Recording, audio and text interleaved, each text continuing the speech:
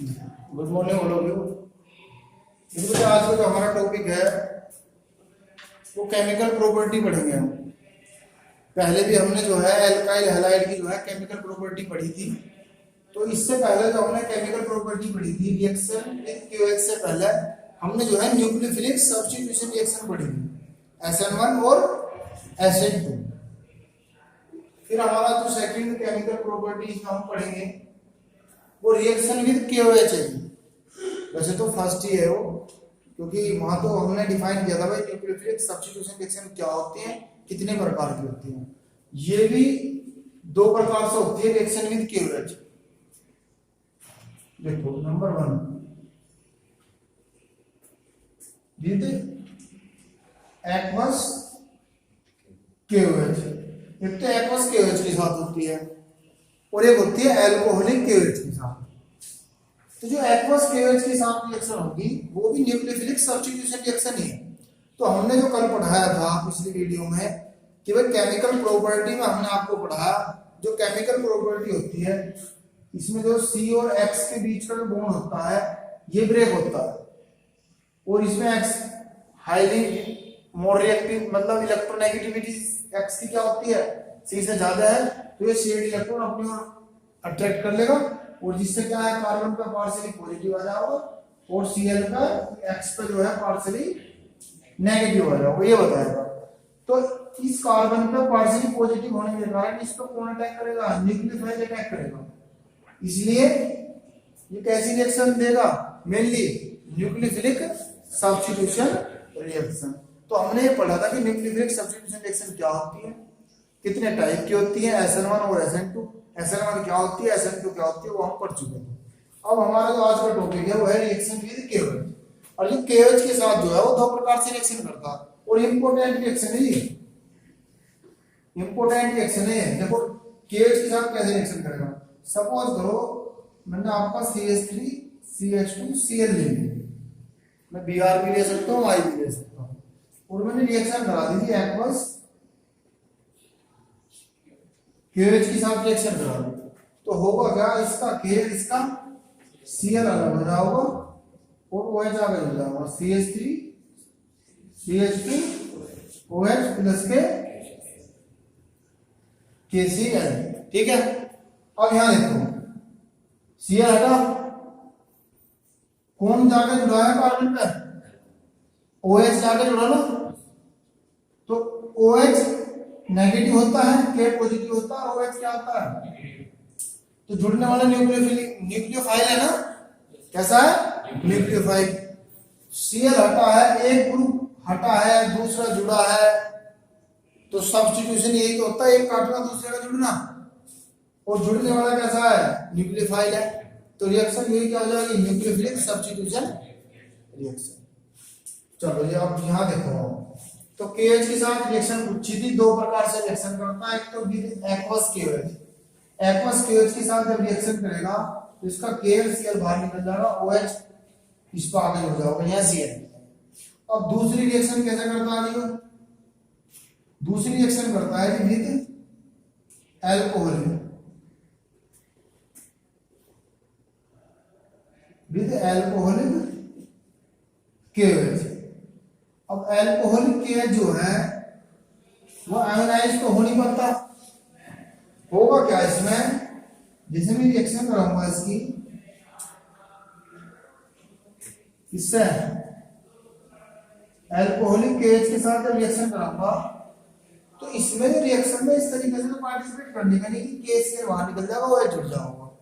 तो जो alcoholic KOH है ना जो काम करता है जिसकी डिहाइड्रोहैलोजिनेशन, मतलब डिहाइड्रोहैलोजिनेशन का काम करता है। इससे जो है ना देखो डिहाइड्रोहैलोजिनेशन, मतलब डिहाइड्रोहैलोजिनेशन का मतलब क्या है, H का हाइड्रोजन के साथ निकलना, H का। तो होगा क्या बेटे, इसका तो Cl इस कार्बन का, अगर आप इसे ऐसे लिख लोगे तो और ज्यादा समझ में आ जाएगा। तो मर्जी ऐसे लिख लो ऐसे लिख लो, इस कार्बन का तो क्या गया Cl और इसका क्या गया H। जब दो पास पास के कार्बन से कोई H हटता है, कोई भी एटम हटता है तो वहीं बॉन्ड आ जाता है। भाई इस वाले कार्बन से तो Cl हटा और इससे क्या आ जाएगा H, तो है बॉन्ड आ जाएगा, तो बचेगा CH2 double bond CH2 plus के HCl, ये बन गया। ठीक है जी। तो इसमें जब अल्कोहलिक केज के साथ रिएक्शन करता है तो क्या बनता है, इथीन बनता है, यानी कि एल्कीन बनता है। क्या बनता है, एथीन बनता है। तो ये है। तो आप इन्हें दोनों में अंतर समझो, अच्छे से समझो। जब एक्वस केज के साथ रिएक्शन करेगा तब तो न्यूक्लियोफिलिक सब्स्टिट्यूशन रिएक्शन होगी, और जब यहाँ एल्कोहलिक केज के साथ रिएक्शन करेगा तो एलिमिनेशन रिएक्शन होगी। एलिमिनेशन रिएक्शन क्या होता है, एलिमिनेशन का मतलब होता है निकलना, एलिमिनेशन का मतलब क्या होता है, निकलना। इसी रिएक्शन में अभी देखो H का हाइड्रोजन के साथ निकलना ना, तो इसे हम डिहाइड्रो हाइड्रोजनेशन भी कहते हैं, डिहाइड्रो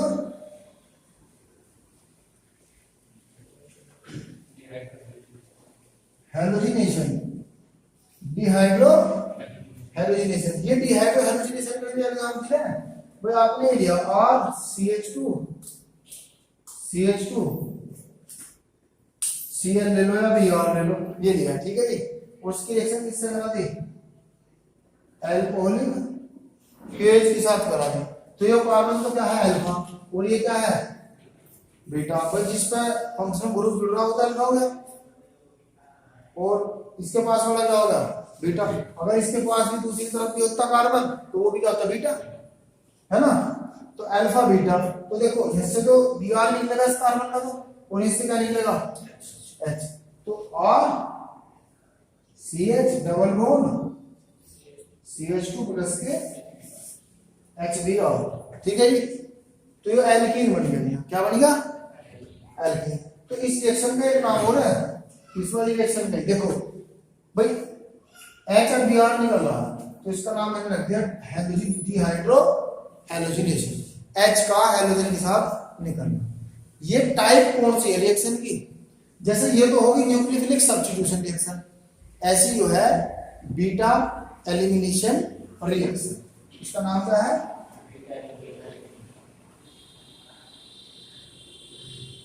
बीटा एलिमिनेशन रिएक्शन। ठीक है जी। तो ये है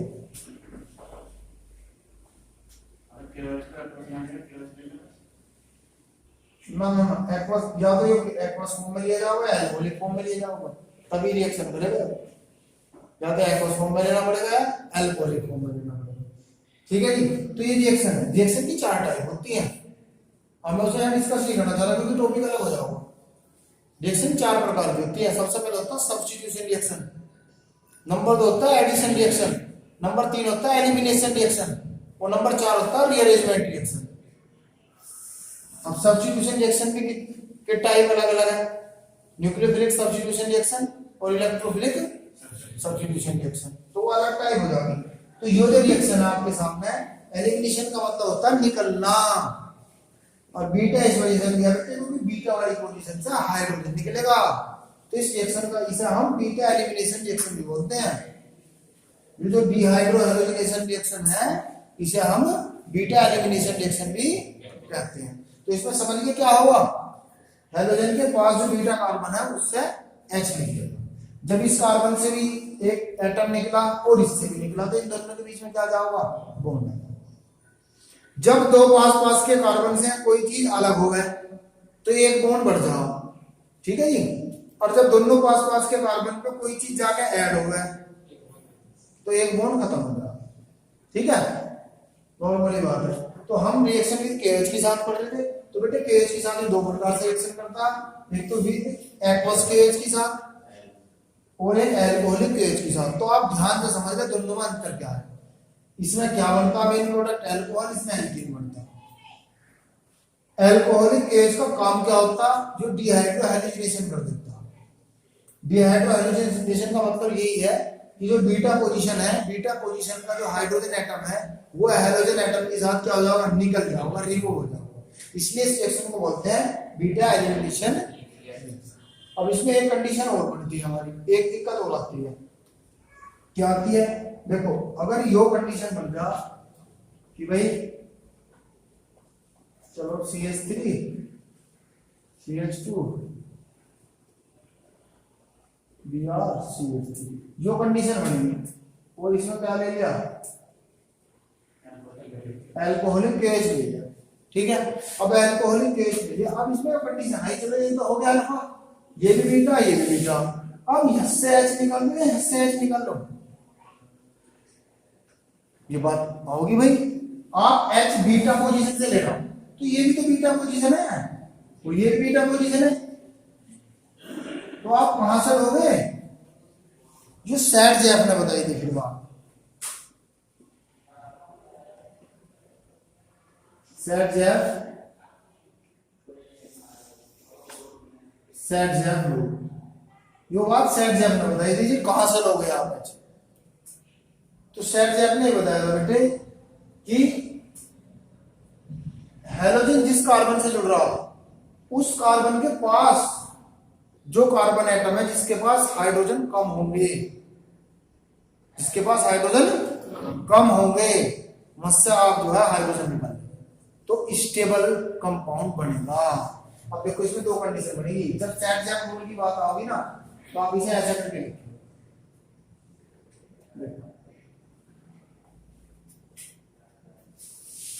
एक बार मैं निकालता हूं इससे, ठीक है, तो क्या बनेगा CH3 डबल बॉन्ड CH, एक बार आप निकालो इससे CH3 CH2 double bond CH3। अब जो है मेन प्रोडक्ट वही क्यों है जी, जहां H कम है उससे बंदा बेटे कौन सी एल्कीन स्टेबल है, जो डबल बॉन्ड वाले कार्बन एटम होते हैं ना उनके जिस एल्कीन में, जो हाइपर कॉन्जुगेशन इफेक्ट से समझते हैं, जिस एल्कीन में डबल बॉन्ड वाले जो कार्बन है अगर उसके पास एल्काइल ग्रुप ज्यादा हैं, जिसके पास भी ज्यादा एल्काइल ग्रुप होंगे वो उतनी क्या होगी, स्टेबल होगी। हाइपर कॉन्जुगेशन से ऐसा पता चलता है। ठीक है जी, हाइपर कॉन्जुगेशन क्या होता है, वो अलग कटो भी हो गए। तो इसमें कितने एल्काइल ग्रुप है, एक और एक, दो एल्काइल ग्रुप है। भाई डबल बॉन्ड वाले कार्बन से एक तो इधर है और एक इधर है, तो दो एल्काइल ग्रुप है। अभी यहाँ डबल बॉन्ड वाले कार्बन है, ठीक है, तो इसमें एक ही एल्काइल ग्रुप है, हालांकि ये छोटा है और बड़ा है वो चीज अलग है, लेकिन इधर थोड़ी ना कोई एल्काइल ग्रुप, एक एल्काइल ग्रुप है। तो भाई बेटे हाइपर कॉन्जुगेशन है जो है ना, हाइपर कॉन्जुगेशन एक इफेक्ट था स्टेबिलिटी चेक करने का एल्कीन, जो हमने 11th क्लास में भी थोड़ा सा पढ़ा था। तो इसमें यो पढ़ा था हमने कि भाई वो एल्कीन स्टेबल होती है जिसमें डबल बॉन्ड वाले कार्बन से ज्यादा एल्काइल ग्रुप जुड़े हुए होते हैं, डबल बॉन्ड वाले कार्बन से ज्यादा एल्काइल ग्रुप जुड़े होते हैं, वो एल्कीन स्टेबल होती है। और मैंने आपको पहले ही बताया था कि स्टेबल वर्ड जो है बहुत इंपॉर्टेंट है केमिस्ट्री के अंदर। तो भैया यहाँ दो एल्काइल ग्रुप जुड़ रहे हैं और यहाँ क्या है, एक है, तो ये ज्यादा स्टेबल है। तो इसमें ऐसा देखा गया है कि 80% तो ये बनता है और 20% ये बनता है, तो ये मेन प्रोडक्ट है। क्या है ये मेन प्रोडक्ट है। अब आपको कहीं भी रिएक्शन में अगर आता है इस तरीके का कोई केस बनता है बेटे, तो आपको जो है ये लिखना बस ऊपर वाला, और अगर कहता है वो कि right the short not set rule, तो सेट रूल में आप दोनों दिखा देंगे, ऊपर वाला भी ये मेन प्रोडक्ट है। क्यों है, क्योंकि इससे मोर स्टेबल एल्कीन बनती है। वो मोर स्टेबल एल्कीन कब बनी, जब हमने हाइड्रोजन उस कार्बन का लिया जिस पे H कम है। तो आप इसे अच्छे से समझ लें, बहुत ही इंपॉर्टेंट है ये सारा टॉपिक। इसमें जो है आपकी जो है KH के साथ रिएक्शन जो है वो बहुत इंपॉर्टेंट है, इसको आप बिल्कुल ध्यान से देख ले। जब एक्वस KH के साथ रिएक्शन करते हैं तो इसमें जो है TCl बाहर निकल जाता है, OH आकर जुड़ जाता है, तो न्यूक्लियोफिलिक सब्स्टिट्यूशन रिएक्शन है। जबकि जब हम अल्कोहलिक KH के साथ रिएक्शन करते हैं तो वहां जो है ये रिएक्शन में इस तरीके से पार्टिसिपेट नहीं करता, यो क्या काम करता है, डिहाइड्रो हैलोजिनेशन कर देता है, मतलब हाइड्रोजन को हैलोजन के साथ निकाल देता अलग। तो हमने यही केस देखा जी, इस वाले कार्बन का तो Cl गया और इसका H गया, तो यहाँ डबल बॉन्ड आ गया। ठीक है जी, तो ये हुआ। अब हमने देखा, अब इसी रिएक्शन को हम कहते हैं, इस वाले जो अल्कोहलिक KH के साथ है डिहाइड्रो हैलोजिनेशन। तो ये मैंने यो भी हाइड्रोजनेशन के एग्जांपल है, ये मैंने और लिख दिया वैसे। इसमें क्या मैंने यो अल्फा होगा और बीटा होगा। मैंने बताया इस रिएक्शन को बीटा एलिमिनेशन रिएक्शन भी बोलते हैं, क्योंकि यहां से जो हाइड्रोजन एटम जा रहा ना वो बीटा कार्बन का जा रहा। किसका जा रहा?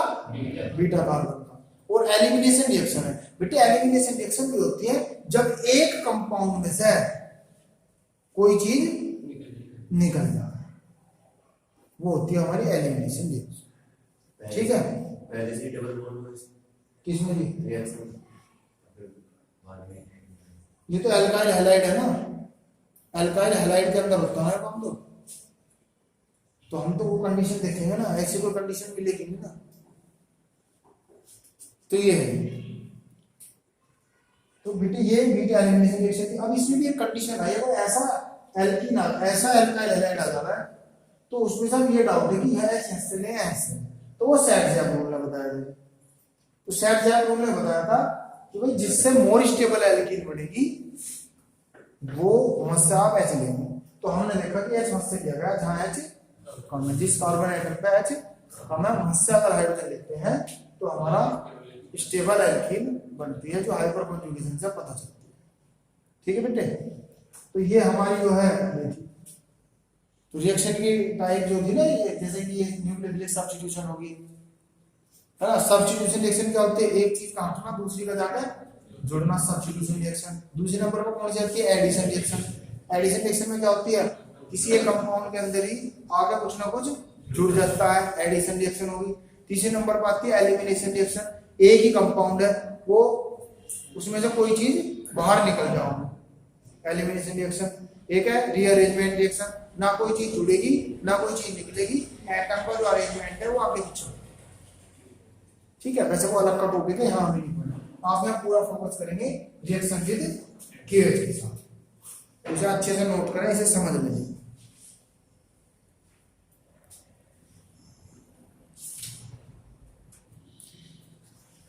अब जो हमारा नेक्स्ट टॉपिक आता है जी,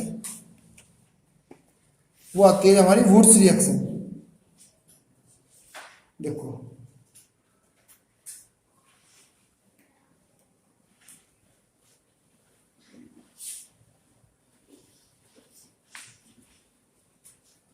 इंपोर्टेंट रिएक्शन पर आ जाती है।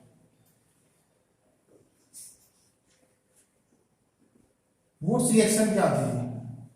वुड्स रिएक्शन में ये बताया गया था कि आप जो है एल्काइल हैलाइड, और इसमें एक चीज थी कि एल्काइल हैलाइड आप सेम लेंगे और सोडियम की रिएक्शन कराओगे इसके साथ, एल्काइल हैलाइड के साथ, और इस ड्राई ईथर की प्रेजेंस में करेंगे, ड्राई ईथर की प्रेजेंस में करेंगे। तो इसमें क्या होगा? आपका एल्केन में ये दोनों हाइड्रोजन और ये 2NaCl बना लेगा, ये और बना होगा 2NaX।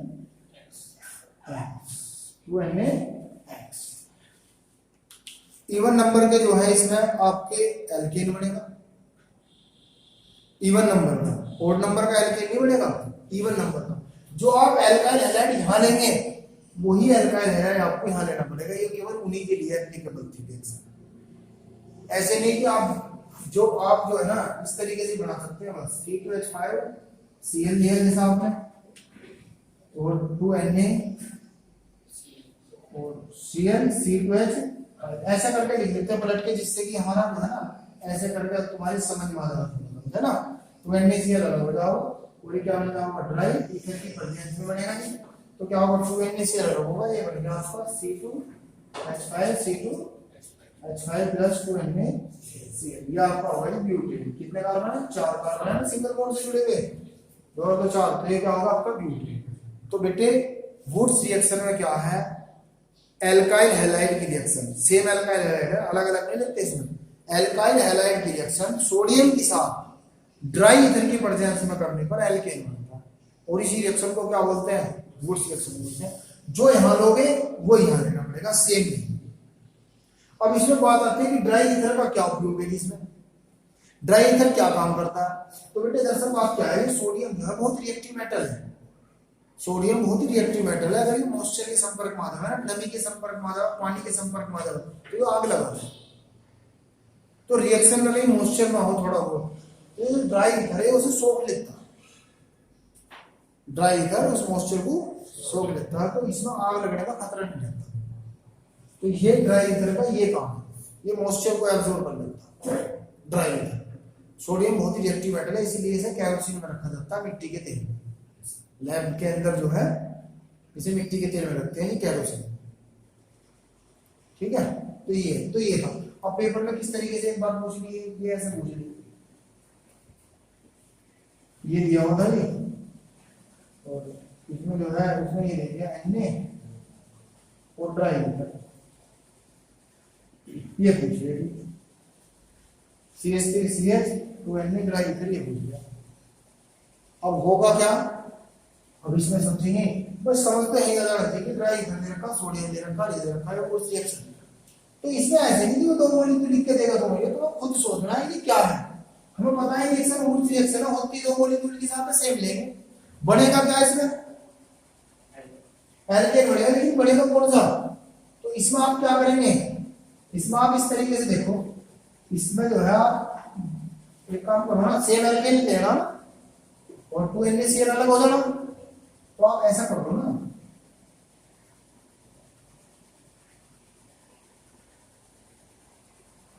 अभी 2Na ले लो, होगा क्या UCl और UNA क्या है 2NaCl अलग, इन दोनों को क्या कर दो, ऐसी तो काम करा हमने, UCl और UCl दोनों Cl हटा के मिलाया ही तो है, तो यहाँ भी यही काम करो, इन दोनों Cl को हटा के मिला दो, CH3 CH CH3 के बन, इसका नाम देख लो, 1 2 3 4, कौन कौन सा साइड दिया, 2 3 डाइमिथाइल,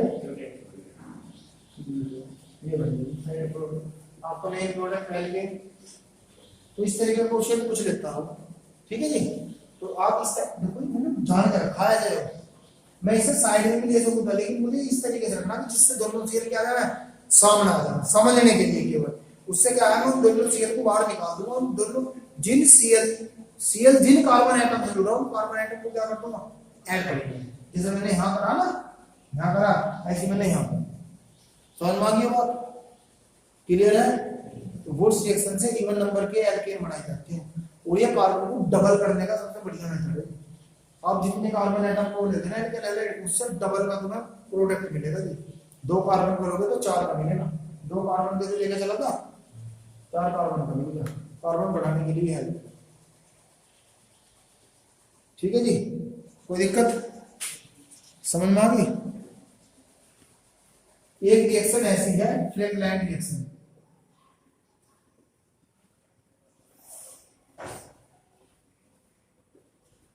फ्लैगलैंड रिएक्शन। इसमें क्या था, इसमें एल्काइल हैलाइड लेंगे, देखो इसमें क्या था,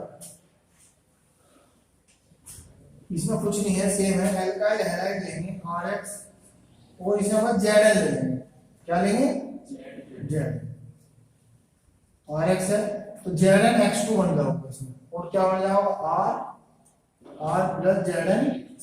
इसमें ड्राई ईथर लेने की जरूरत ना, क्योंकि Zn जो है ऐसे नहीं है कि भाई ये आग लगा देगा मॉइस्चर को, वो है इस तरीके से दिक्कत नहीं। सोडियम तो ज्यादा रिएक्टिव मेटल थी, इस वजह से मुझे जो है वहां ड्राई ईथर लेना पड़ेगा।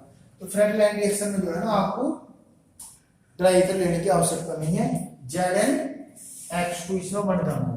तो आप इसमें देख लो CH3Br प्लस Zn प्लस के Br CH3, तो क्या बनेगा ZnBr2 CH3 प्लस के ZnBr, जिंक ब्रोमाइड बनेगा, कोई दिक्कत।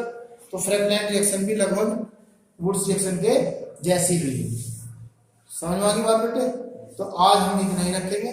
हमने जो है रिएक्शन विद KOH पढ़ा, उसमें हमने जो है 2 प्रकार से KOH रिएक्शन करता है, एक एक्वस KOH, एक एल्कोहलिक KOH।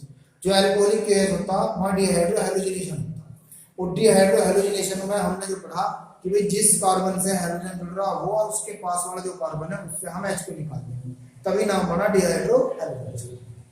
जिस कार्बन पे हाइड्रोजन जुड़ा उसके पास वाला जो कार्बन है वो बीटा कार्बन होता है, इसलिए रिएक्शन का नाम होता है बीटा एलिमिनेशन रिएक्शन। अब इसमें एक समस्या हमारे पास ये आई थी कि भाई एक ऐसा प्रोडक्ट दो बनने थे कि ऐसे निकाले हैं ऐसे निकाले, तो उसके लिए हमारी हेल्प करेगी सेट जेम कि कौन सी स्टेबल एल्कीन है, जिससे भी जहां से भी स्टेबल एल्कीन बनती हो आप एच वहां से निकाल दो। तो हमारी स्टेबल एल्कीन भैया वहां से बनी थी जहां से जिस कार्बन पे हाइड्रोजन जुड़ रहा उसके पास जो कार्बन है जिन पे हाइड्रोजन कम था वहां से हमने निकाला, वहां से हमारी स्टेबल एल्कीन। ठीक है बेटे, तो आज हम आप इसे अच्छे से समझ लो।